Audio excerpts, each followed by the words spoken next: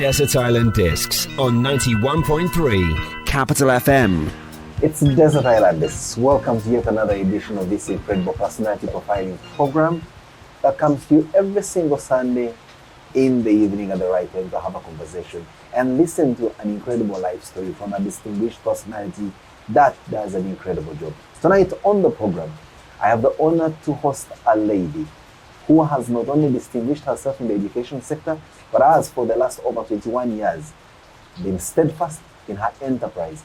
And today she's victorious, literally, and so is the institutional name of her schools, Victorious Education. I want to call it a system because we're talking about 5 actual campuses and the 6th being a virtual one. Welcome to the program, Dr. Barbara Ofwono Buyondo.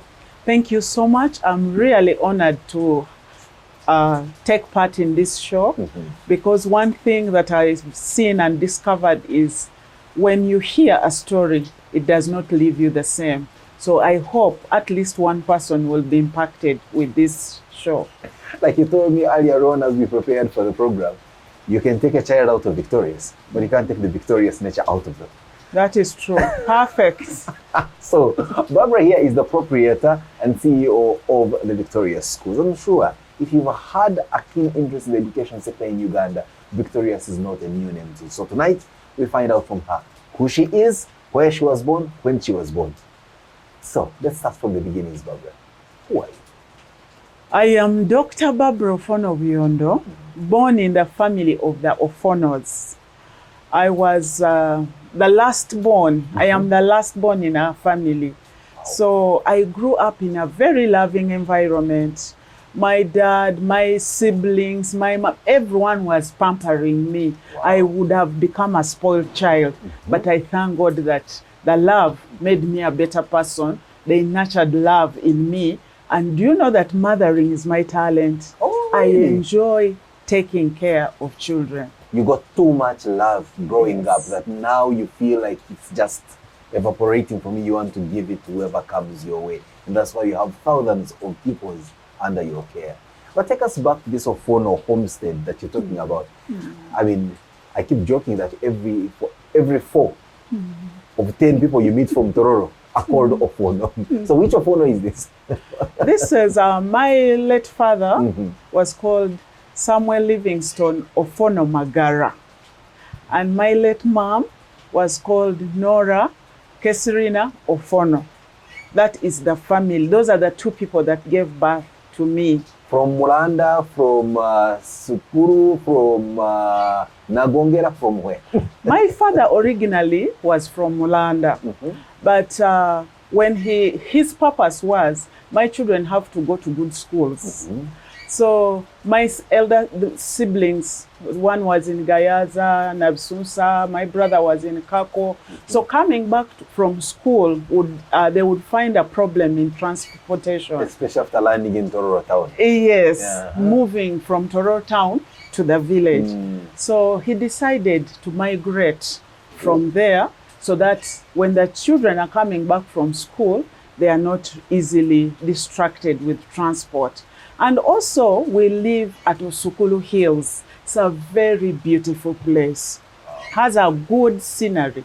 So when he also saw that scenery, it was an added encouragement to him that, you know, this is a place you can make home. So that is where I was born. We are a family of 4 boys and 8 girls. Wow. I am the 8th girl. Wow. Yes. Wow. And the 12th child. And the 12th child. It is a football team, you are the number 1 substitute. Yes. You need to just share with us that you were not just loved, but, well, I could say also heavily protected by your older siblings.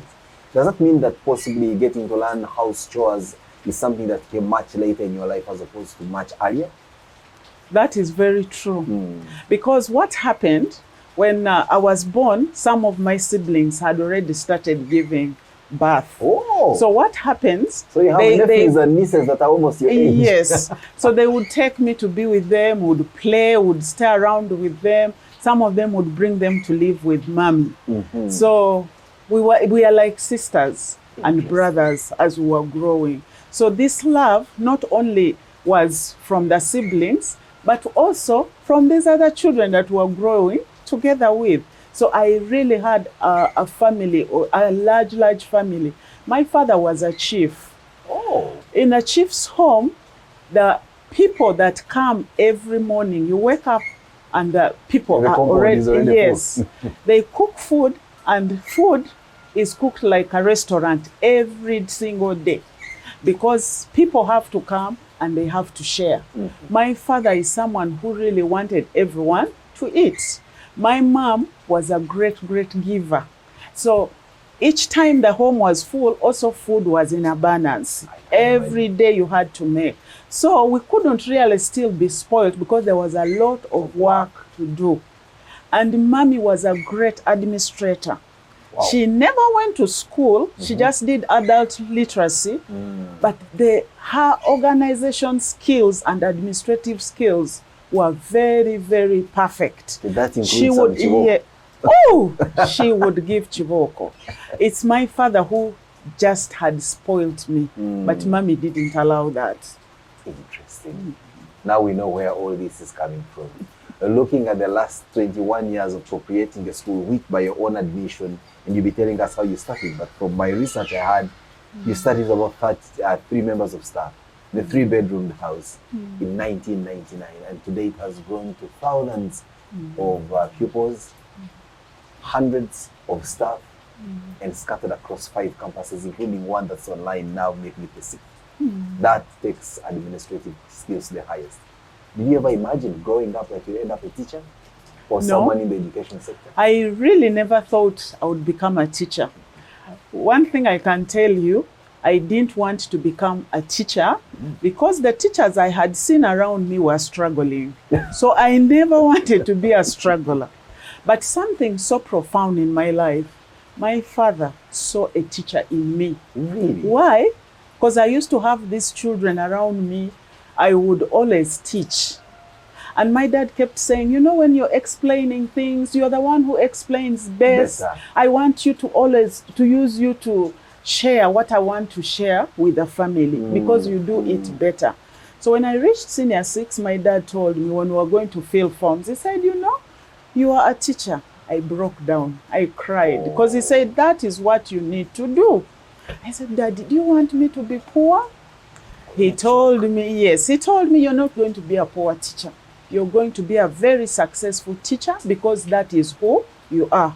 I have fathered you. I am your friend. I've been with you. You are a teacher and you'll always be a teacher. You look at how you have taken care of your siblings' children. Everyone wants you in their home. During holidays, because we used to go to boarding schools. So during holidays, everyone is booking you to be in their home. Why? They know that their children are going to be comfortable. They are going to be pampered. They are going to be loved. They are going to be left to be children. Wow. So that was something that my father had seen. And I really want to thank him for identifying that in me because I was going to struggle in life. Beautiful. How the prophecy of parents comes to manifest itself later in our lives. On the program, Dr. Barbara Ofwono Buyondo, we play our music. So I'll give you the pleasure to play your first song. What will that song be? Thank you so much. I really want to thank God. Watoto, where I go, the children have a musical called To See Me. That is what I want to play now. To see me is in the local dialect to say, we appreciate, if I get it right. That is very true. So you want to appreciate and thank God for the journey thus far. Yes, please. From Watoto's Children's Choir, chosen by Dr. Barbara Ofwono, she loves that name, coming up to us as a point of listening pleasure on Desert Island Discs this wonderful Sunday evening. We'll be right back. Desert Island Discs on 91.3 Capital FM.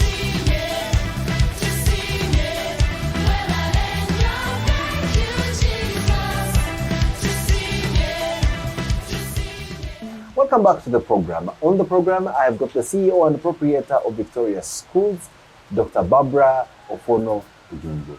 She shared with us her life story. Your father makes the choice for you. Perhaps much to some resistance on your end, but you let him have his way. But which schools did you go to earlier before you reached the point of making the choice of which school, of which course to study? Thank you so much. Like I shared with you before, my father really believed in boarding schools. Why? In our village, there were no children who would be very successful. When you see children grow to a certain age, they start getting married. So my father thought we wouldn't get great advice from the neighbors. So he decides everyone must go to a boarding school. So for me in Tororo, I didn't study in Tororo. They took me to Kamuli. I was in Kamuli Girls Boarding School with some of my siblings. Interesting. So the choice of taking you far off to Kamuli was to try and remove any form of negative influence that could come from the locale or being in the same neighborhood. Yes, that was one of them. But also chiefs had schools that they really believed their children would meet. So that school had many chiefs who had their children there. Yeah, okay. Others went to Budo, others went, but in Kamuli, it was now like it's a bit nearer for him. So we were there. It was quite a great school. I believe it's still a good school. Even our Honorable Speaker of Parliament, Rebecca Kadaga, studied in that school. Were you there around the same time? No, far much ahead of me. That's a very interesting one. I've had the pleasure to go to a primary school in Mbulamuti, so I have an understanding of the area. So from Kamuli Girls School, other than read your books and pay attention in class, what else did you do, especially in the field of games, if at all, or any other extracurricular activities? Yes, in the field of games, there are two things that I really did that was outstanding in that school. In the area of netball, I would really play very good defense. When Looks, you're tall. Everybody stopped you around here. Yes, and I was tall and very tiny.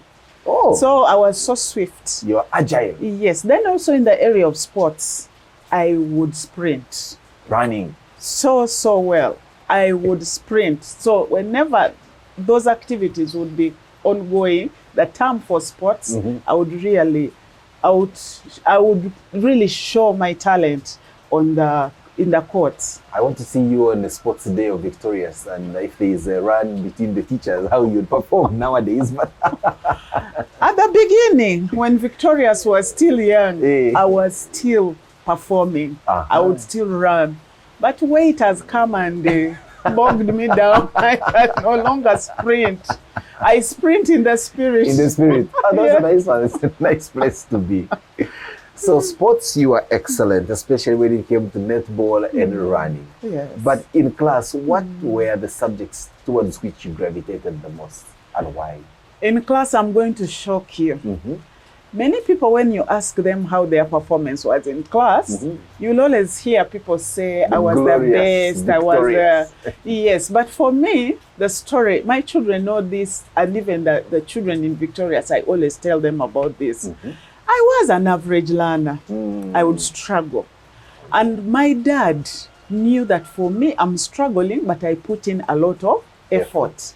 So for him, he would always look through my report and say, Barbara, I know you have put in all your effort and you're going to do much more better than this. I pray for you that one day you will attain a PhD because you put in a lot of effort in everything you do. So I never had my dad feeling like you have underachieved. Yes, he would not. He would always encourage me. And I felt I could go towards the level that I would. So wait a minute. This doctor prefix to your name is actually a PhD? Yes, please. A real one, not honorary? We will talk about that. Wow, that's a very interesting one. That from what you now describe as an average pupil, now to a doctor in your own right. So you see, it's not that you must ace all your examinations. Yes. But I think the key word here is the effort one puts in. So from Kamuli, where did life take you? Before I leave Kamuli, I really want to bring this out to especially men. Fathers are very important in the lives of their children. If my father never kept encouraging me, I think I would not move and enjoy what I was doing. Then also being close, especially fathers being close to girls, is a very important thing. as I was growing, I never had this issue of girl-boy relationship struggles, because my father kept, telling me, you're beautiful, you're wonderful. He would hug me. I would really feel loved, too much loved. That you didn't want any kind of, what they call it, endorsement from anyone else. Anyone who would try to endorse, I already had someone who had endorsed and was always endorsing it often and often. I tell people, for me, I was the best friend to my dad. Wow. Why? He showed me that I was so close. And my other siblings will also say the same. I was going to ask, you are 8 girls. Yes. He divided his love equally, you think, or he preferred his little last-born daughter who received the bulk of his love? Our firstborn is so proud about the love that she had with the dad. Wow. So I think he knew how to play his game. That's why I wanted to encourage fathers to really find time for their daughters. Wow. It brings a lot of fulfillment when they grow. So from Kamuli Girls, I go to secondary. I am not going to mention this secondary school because there was something that happened that was not good. Because I really love to be in mixed schools. So when I reach in this school, the boys would sneak in the dormitories of the girls.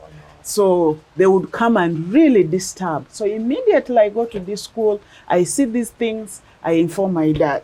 When my dad knew about it, he just had to take me out of the school immediately because I couldn't stand that practice that was happening in that school. So I left that school and I had to go now to a day school because it was in the middle of time. And I went to live with my sister in Ginger, St. James Secondary School. That's where I went. And I think he thought I needed also that encouragement from someone, since I had been traumatized on what I saw in this school, which we thought was really a great place, but the practice in there wasn't great. Yeah. I think on that, let's play our next song, so that when we return, we can see how the journey of life proceeds with your education, especially the commuting part. I mean, now I think you're getting closer to the city. You are in Ginger. You're living with a sister. A few freedoms are beginning to be realized, but again within the confines of behaving well. So which would be your next song? My next song would really be, I Know Who I Am. That is something that has really pushed me in life. So let us play that song by Sinach. By Sinach. Yes. I Know Who I Am. Indeed, what a beautiful song on a Sunday evening such as this one. To animate us, but most importantly, to inspire us and give us that self-confidence that each one of us needs to take the bold steps ahead in our lives, as indeed has been the case for Dr. Barbara Ofwono Buyondo. Desert Island Discs on 91.3 Capital FM. We are a chosen generation.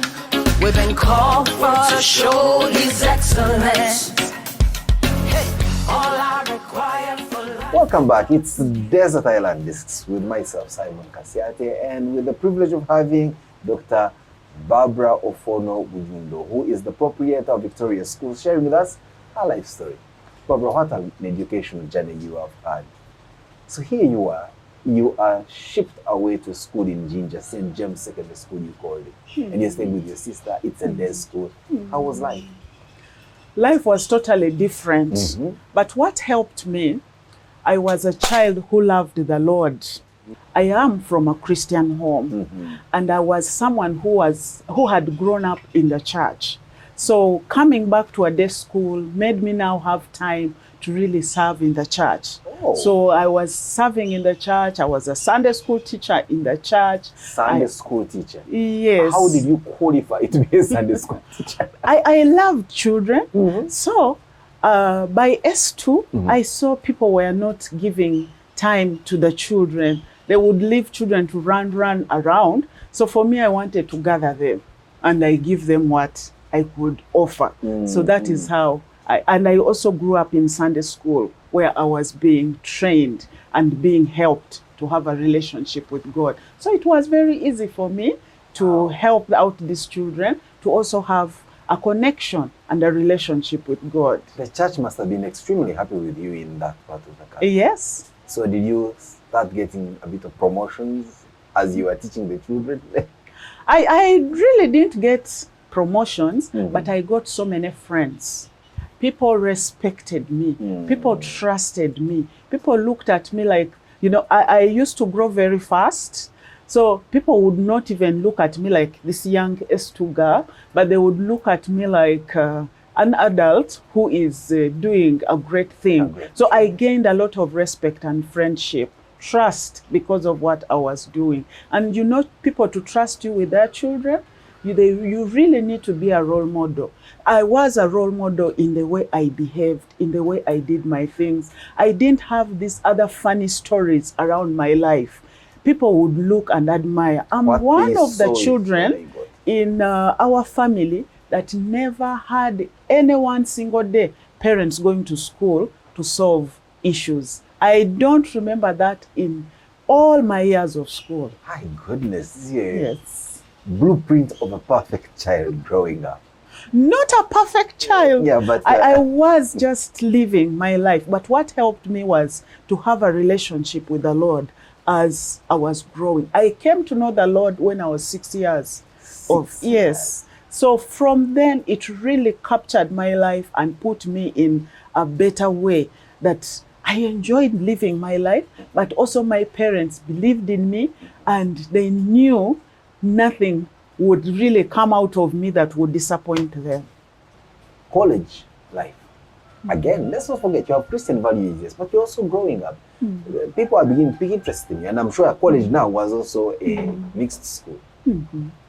How then did you begin to wade through all these distractions that sometimes can weigh you away from the straight and narrow path?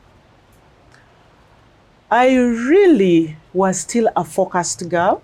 Yes, but I got a boyfriend at college who I told this relationship should begin in marriage, not at college. Hey, yes. Begin at marriage? Yes. Others, that's why it normally ends. For you, you said it must begin in yes. So that meant, let's focus on what studies we have come to do. When we finish, then we can settle in there. And that is what happened. My parents didn't ever know anything that was going on. In fact, the first letter I got from a boy was in senior 3.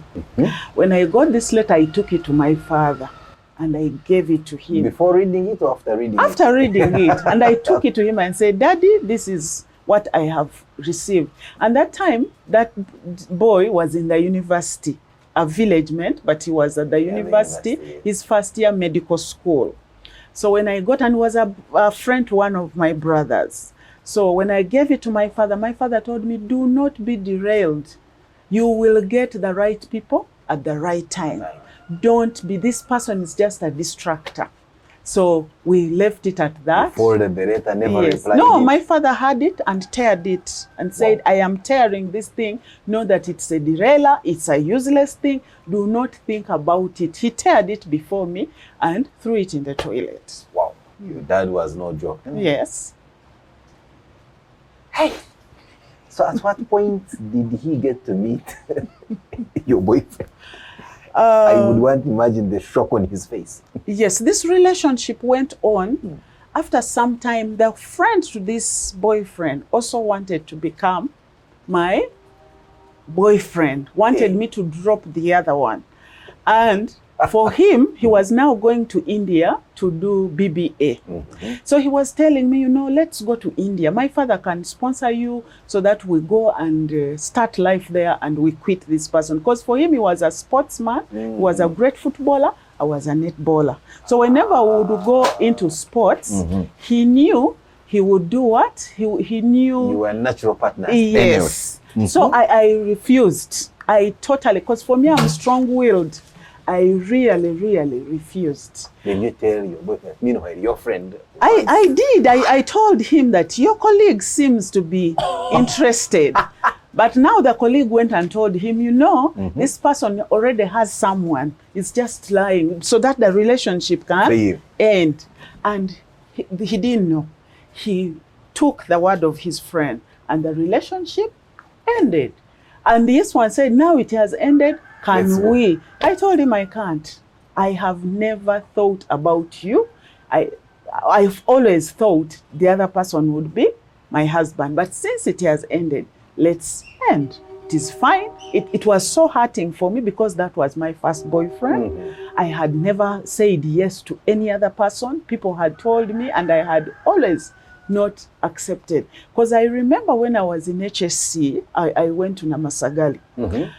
Father Grimes called me and asked me, do you have a boyfriend? I have observed you. I am not seeing you with a boy. And I told him, I am not yet ready for that, but I have colleagues around me. And he said, no, that is not very healthy for you at this age. Have a boyfriend, he said. Yes, he did. And you defied Father Grimes. I was a different person. I had to be myself. But Namasagari is quite something. Yes. Or was quite something. Yes. You survived it 2 years. I survived it, and I would even preach to them. I would have one-on-one telling them about God and asking. And I had people who converted to Christianity. They became born again because of me. And that earned me a problem with Father. And he called me and talked to me, and everyone thought he was going to chase me. But he didn't. He just cautioned me. Did you stop? I didn't. I continued. And again, I was caught. Yes. Then he cautioned you again. Yes, then he cautioned me. Then time ran out, you left the school. Yes. You are quite something, Dr. Fabra here. Very interesting here. College ends. You graduate. Where did life take you? I started looking for work to teach, because when I finished, my dream now was I want to become a teacher in one of the traditional schools. I had like 4 schools that I really wanted to teach in, either Gayaza, Budo, Namagunga. Those were the schools that I went to look out for, because I had passed so highly my school practice. I did my 2 school practice in Kakira SS. After my 2nd school practice, they offered me a job, and they had given me a 3-bedroomed house, very spacious house. Wow. But I refused. Why? For me, I wanted to continue with my education. Yes. So I said, if I go here, how am I going to continue? I want a school where I can be able to continue with my education. So I had a whole box file of applications. And all the traditional schools were saying, no, we want people with experience, and I didn't have experience. So in every traditional school in this yes, has a copy I took of your my application. I think now they destroyed it. It's quite a long time. But I went, and they refused. Now, in this particular private school, now I changed my mind. I said, let me go to private schools. So this particular private school, when I went, they were teasing this young girl. They were saying this small girl who is assertive, but they really wouldn't see much in me, because in that school, most of the teachers were doing traditional schools and part-timing here. So for me, I went and said, can you employ me? Then they teased me on the interview. They told me, all the jobs for teaching is full. It's filled up. Can you become a warden? On the panel, I told them I can. They could not believe. They asked me, are you serious? I said, yes, I am serious. I can do that work. So they offered me the work. In 2 weeks' time, I started teaching. Why? The teachers. You're not mentioning it again. You're very political. The teachers would miss class. So when they miss, for me, I would teach history, CRE, English. I had subjects that I would prepare and say, if it is lower, this is what I will do. If it is upper school, I will do general paper mainly, because I loved seeing the students learn, do research. That's something that I really wanted to pass on to them. So I would be prepared all the time. The students started demanding the principal. We want Teacher Barbara to come and teach us. The moment they put me in the class, it became history. You were teaching history anyway. Yes, I was. It became history. I started teaching. The students started doing so well. But as I was doing that, I was also teaching Sunday school in KPC then, now Watoto Church. Okay. So as I was teaching children there, I heard a voice one time in the balcony where I had gone in Watoto Church downtown. There's a balcony. I was in that balcony just trying to rest, because with the children you have to jump, dance. Exactly. So I was trying to rest to wait for the second next service. class. Now I heard a voice say, these ones are okay, but the ones out there need you. I turned, I didn't see the person, but the burden was back in my heart. On a Monday, that was a Sunday. Monday, I moved to nursery schools. When I went to these schools, there are 3 schools I visited that day. My heart bled. Oh. The first one, I found a teacher pulling the ear of the child. The child was crying, a baby, and she didn't know how to handle the child. Another one, the elderly lady was there seated, instructing children. Children cannot be instructed minus you doing. If you want them to jump, tell them we jump, then you jump. You jump together. Yes, whatever you want them to do. So I was teaching that age of nursery at Watoto at KPC Church by then. So when I moved in and I saw what was happening, I went to the Lord in prayer. He told me what to do. When I told him, I want to do this, but I do not have. At that time, I had 1 million shillings on me. Having saved it from your... Yes, 1 million.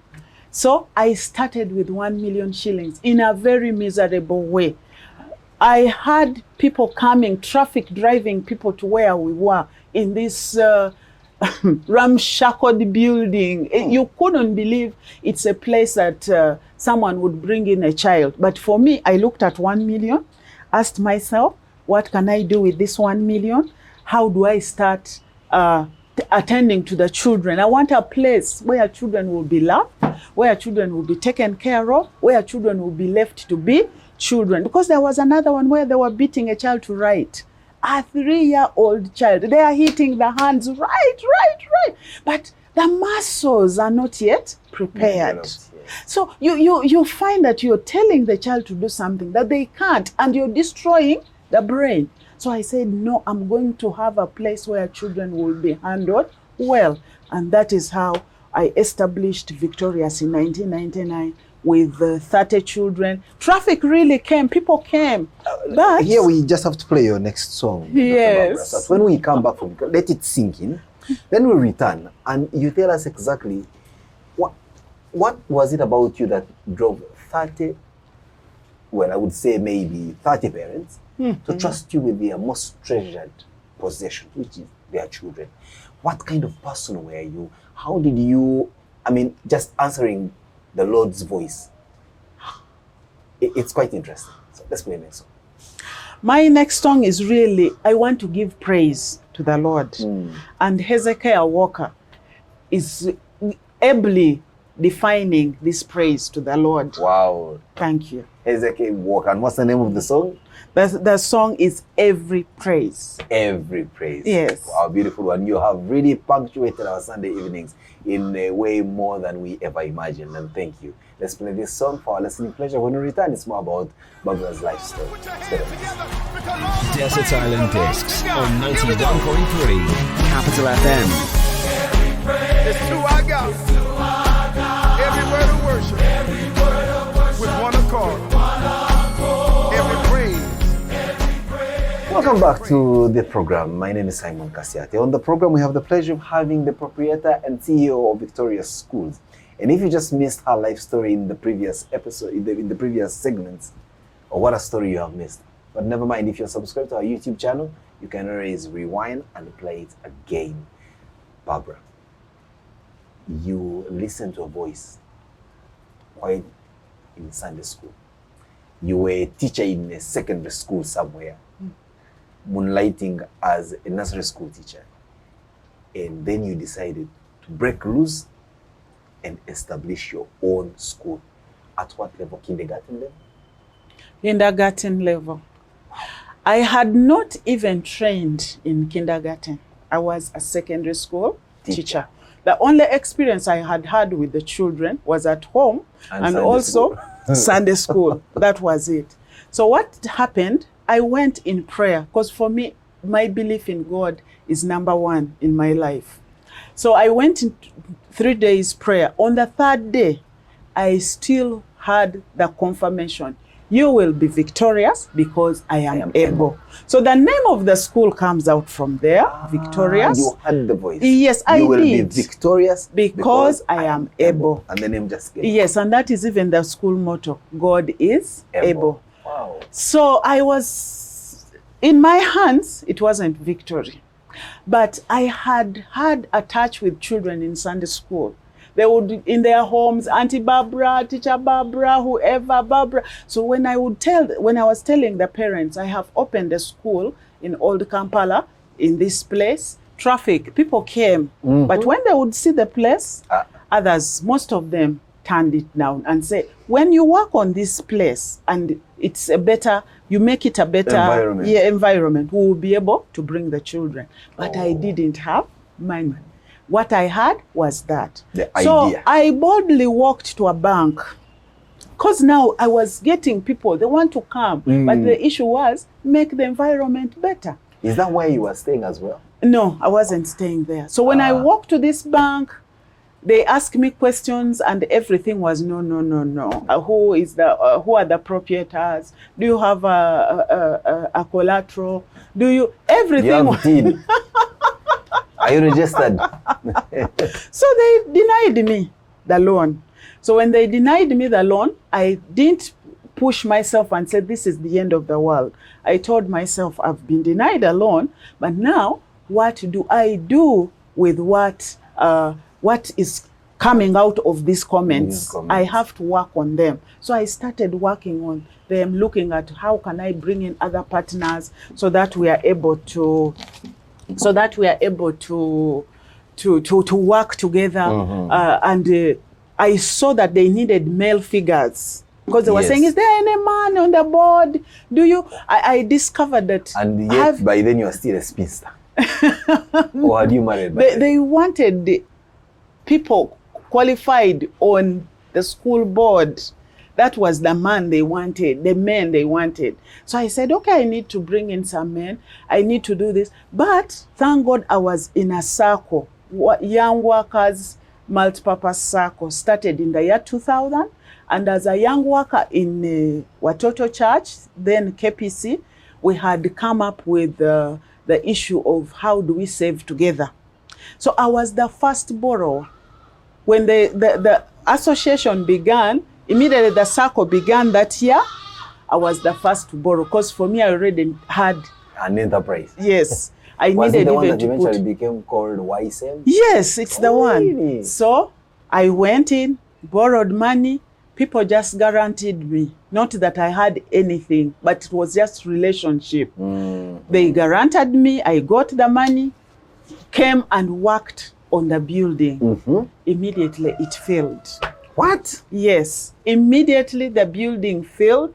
So the children kept on, because most of our children in Victoria come through referral. But at that time, I had already been in touch with children.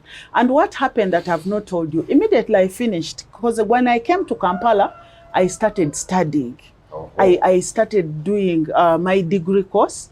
I finished that. I went to Uganda Management Institute. I did management. I finished that. I started doing curriculum studies. I kept studying. When the kindergarten field, we started primary. I was among the first to enroll for a degree in primary education, postgraduate in Makerere. They had just started it. Wow. I enrolled because I needed to understand primary also. Even nursery I had done when we started. I also did a certificate in kindergarten. Hey, you don't joke, eh? Yes. You turn, you go around. Yes. At this point, when the school starts, had you made a family of your own? Yes. When the school started, now I got a family of my own. I have 4 children, 3 boys and 1 girl. This girl whom you have seen here, she's my last born. So the first children are as old as Victoria? Not really. Older, slightly younger than... Slightly younger. Yes. And that now brings me to the issue of juggling. You're starting a new business. It's a demanding business that requires you to attend to the individual needs of children. But you're having children of your own. You're going through the vagaries of motherhood. And I'm sorry to use that word, but pregnancy is not a mean feat.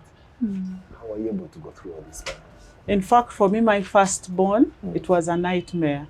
I threw up for all the 9 months. Yeah? Yes. And yet you are supposed to be in class. Yes. And I was there. I still, for me, one thing is I'm a no excuse person. I do not give excuses, and I don't have that self-pity that yes, no. I got up, I knew that I had to go and work. I had to invest time in the teachers, I had to invest time in the children, I had to invest time in whatever I'm doing in order for the project to grow. And that is something that I did. So we kept on. There's even one of my children who started school at 1 year and 8 months. In Victoria? Yes, because the maid was disturbing me. I was seeing so many issues. So I brought him in and we started the program, the Alpha class, the class for less than 2 years, so that they can come there and we know we have children. Yes, and we arrested. This is quite a story. Many Ugandan businesses don't leave usually past their first anniversary. When they do, they are like many children that don't make it past their 5th birthday. You are celebrating 21 years now. 22 this year. 22 this year. What are some of the special attributes that you would say guided you to live this much with the impact that you've had? Of course, not discounting the fact that God is able and He has taken you through this victoriously. Yes, thank you so much. One thing is, you separate yourself from a business. You do not take a business to be a family kind of, like the way you run your family. So and so do this and this. In the schools, we have systems. We have leaders. Every campus has a head teacher and a full structure. So you find that whoever comes, you have a structure to fit in. Yes, we have work in progress, but you differentiate yourself from the business. But that was not how you started.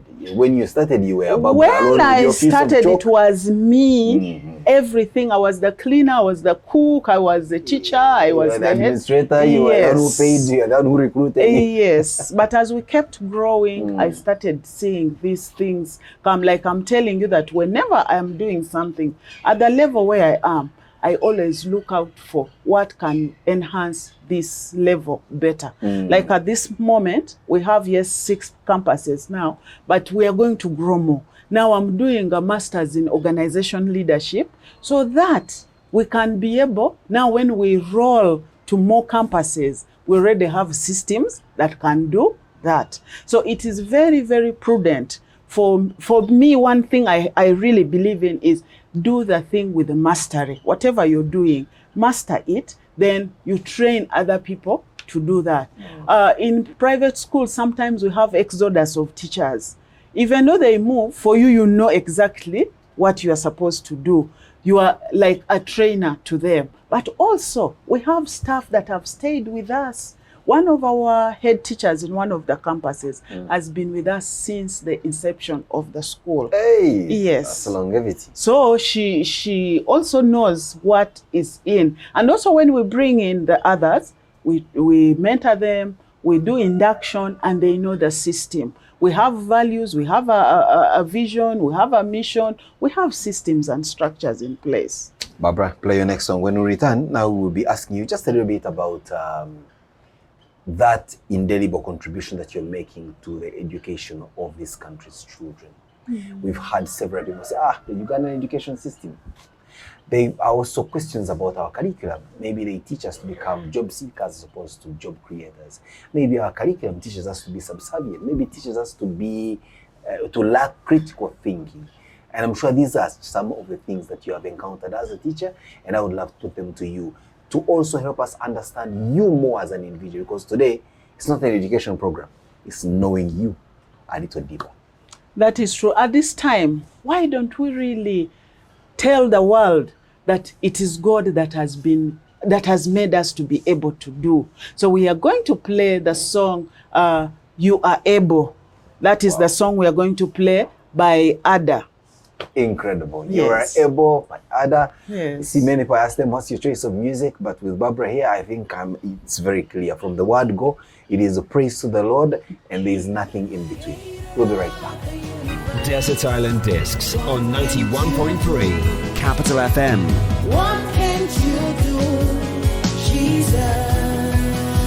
Somebody said, a name above every other name. Oh. Welcome back. It's Desert Island Discs, and Barbara Ofwono Buyondo sharing with us your incredible story. CEO and founder of Victoria School. Clearly, you can see the word victory right in your face. But tell me, today Victorious is not just a school. It's a thriving and surviving business. You started it out of passion and desire to teach.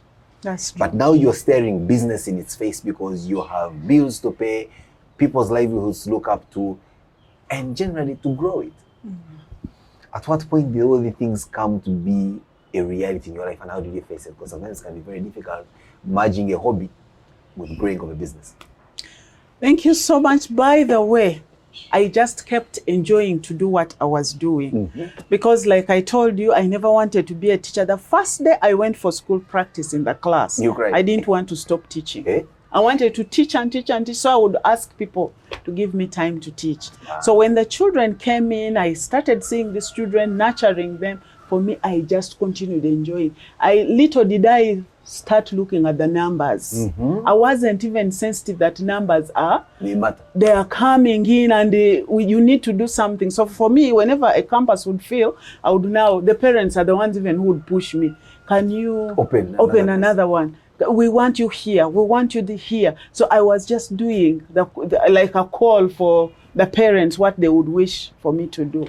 So I didn't mind so much about the numbers, but whenever the numbers now would come, I would go back and say, can I still be the head teacher? I discovered I can't be the head teacher. Someone else has to be. So I became the principal and started guiding the head teachers. I discovered that every campus needs to be led by a leader who will be in charge. Because now I can't be in Mukono, I can't be in Ntinda, I can't be in Bakuli at the same time. So you need to have a team of people. We meet once in a week, agree on what we are supposed to do, and they go do their work.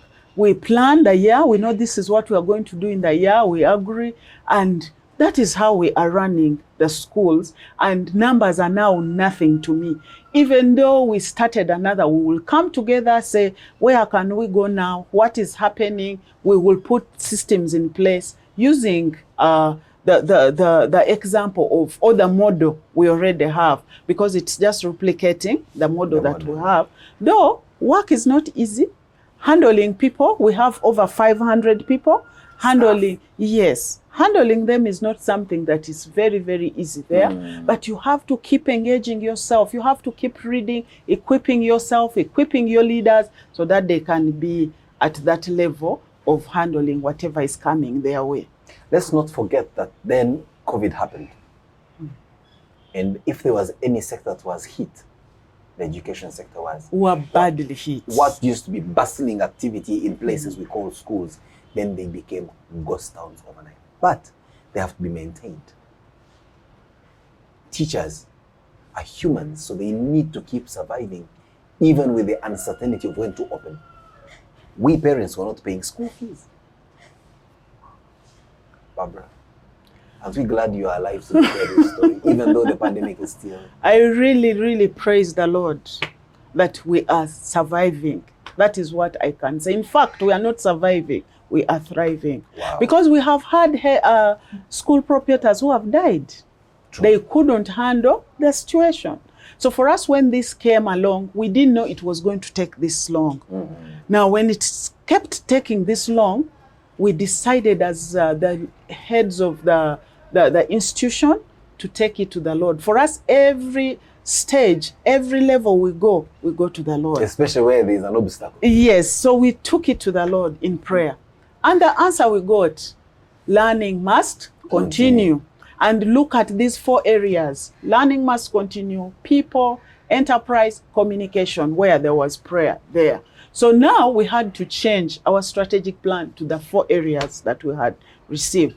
And now we called some of the staff, shared with them what, especially the managers, this is what is coming through. How can we continue learning when the children are at home? So we went through all these series of things. The teachers came together.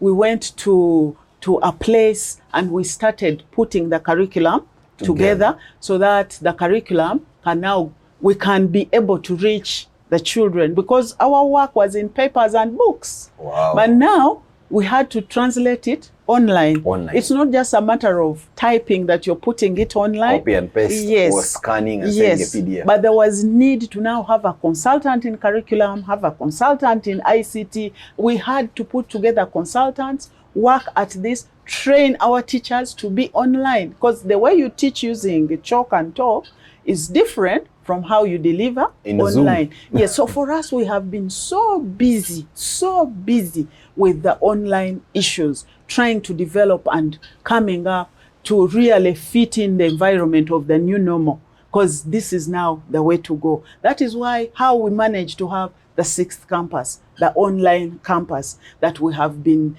calling upon our parents to really embrace, because others are still a bit far from embracing it, but we have started a journey, because this is a global village and this is the way to go now in education.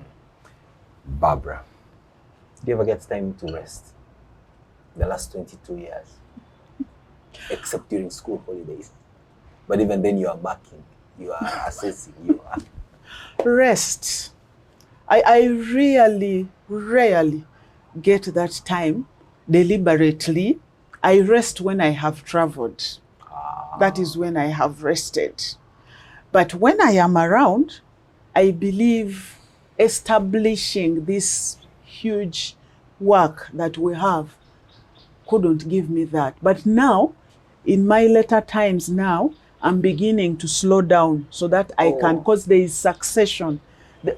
I need now to come out on the side so that now other players can now begin coming in the same. And you test the system and yes, all that. yes. So that said, usually when you are resting and all that, or you want to have a good time, what makes it to your best dish?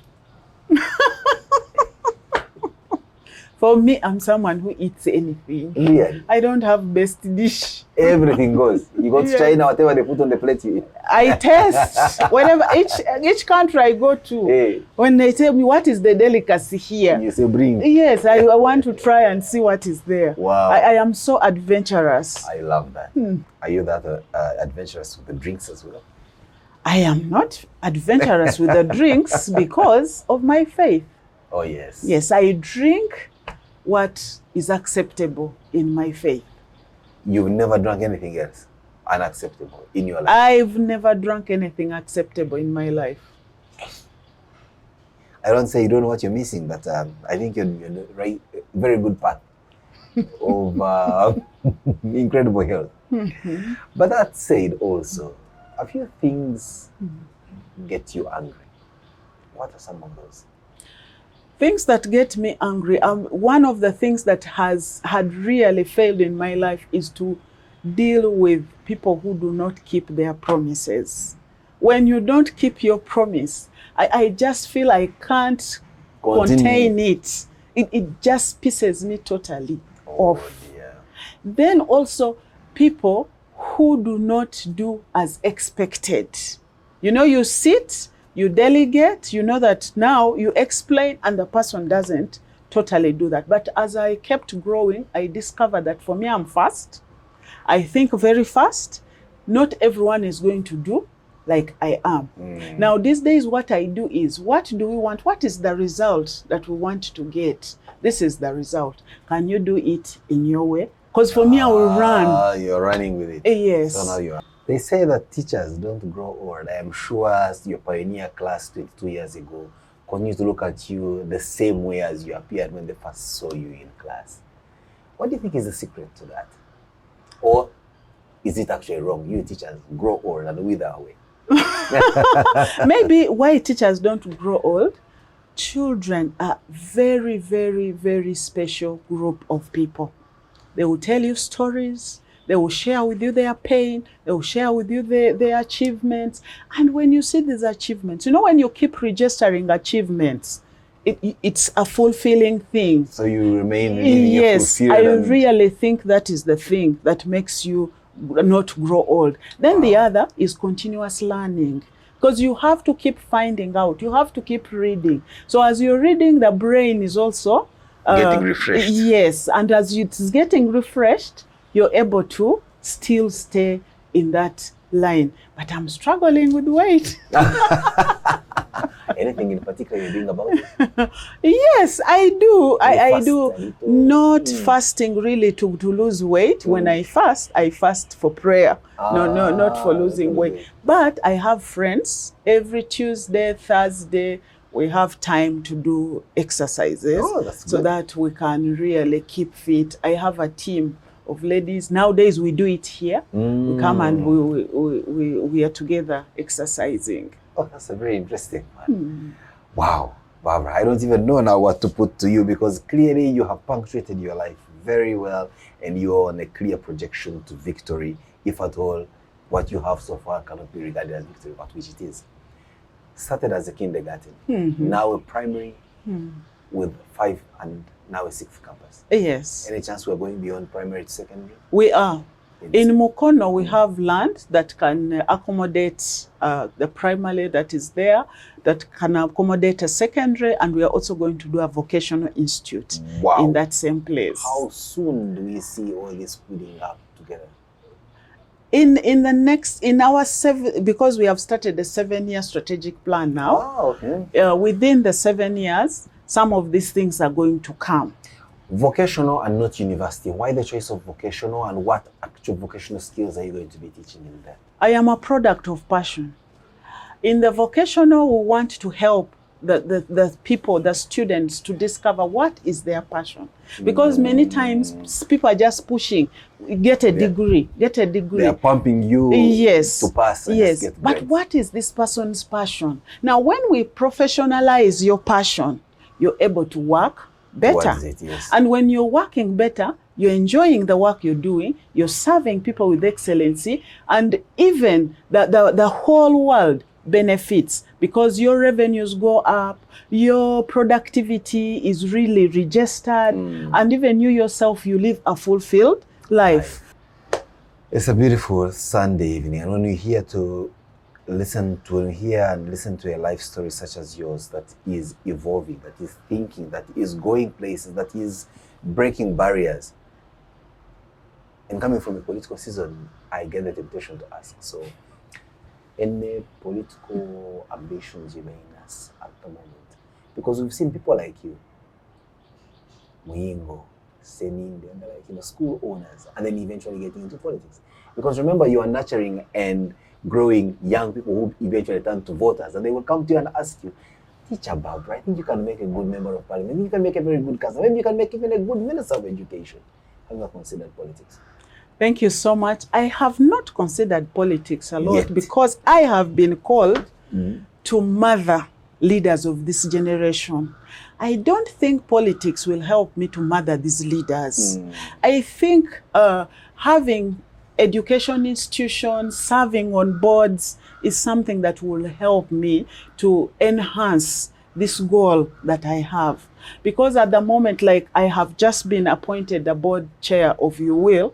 UWIL has What is UWIL? Uganda Women Entrepreneurs Association Limited. Wow. It is thank you. It's an association where you find the grassroots woman, you find the micro business woman, you find these young entrepreneurs, the ladies that want to join business, you find the professionals, all kinds of ladies in their status are put together. So when women come together, that synergy can be able to really push this push entrepreneurship to another level, because women are implementers.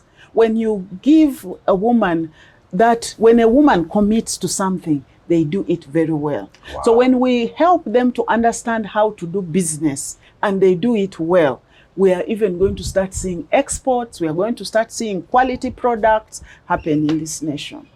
Clearly, you have circumvented the need to contribute greatly to your country without necessarily getting into the murky waters of politics. Yes. The final question is one that nobody escapes, especially when they sit on that side of this dice. Sorry? Yes, no one escapes this question.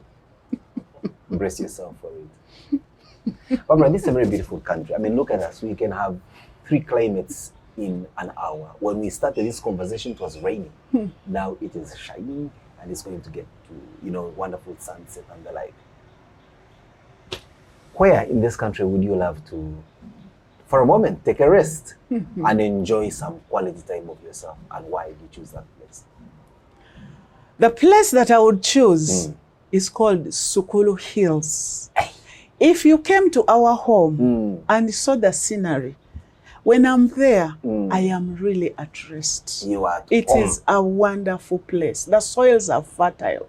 The the environment, yes, the environment, the cool breeze that is there, it's very quiet. I really enjoy that place, and it's the one I would choose to be in. Barbara Ofwono Buyondo. What a beautiful life story it's been. What a victorious way to end our conversation. And what a journey you still have ahead of yourself. We can only wish you the very best, and we thank you for taking time to be with us on the program. As a way to say kwaheri to our listeners, who we also must thank for taking trouble and time to view, watch, and listen keenly, what song shall we leave them with? Why don't we exalt the name of the Lord? By the Watoto children, be exalted is now the right time to really exalt the name of the Lord. What a better way to conclude this program on a victorious note by exalting the name of the Lord and prepare ourselves to meet same time, same place next Sunday with yet another incredible life story. God bless you. Desert Island Discs on 91.3 Capital FM.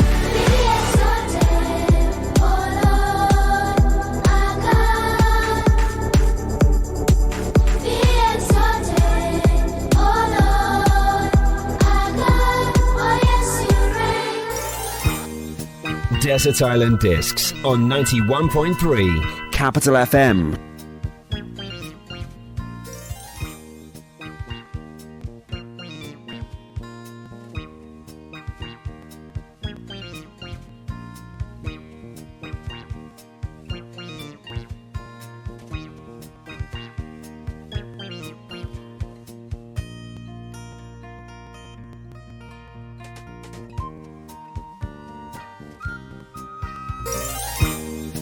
Desert Island Discs on 91.3 Capital FM.